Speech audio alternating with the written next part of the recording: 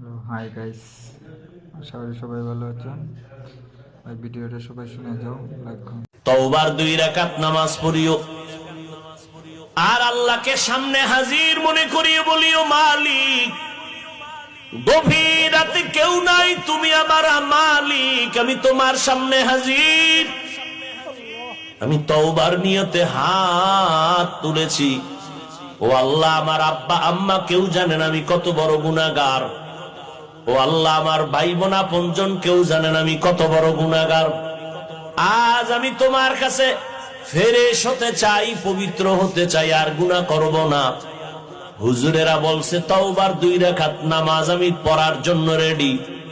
2 রাকাত নামাজ পড়িয়া 2 রাকাতে 4টা সেজদা হবে। সেজদার মধ্যে যাইয়া প্রত্যেকটা সেজদায় এমনের নামাজের মতোই 2 রাকাত নামাজ, শুধু সেজদায় গিয়ে একটু ভিন্ন দোয়া।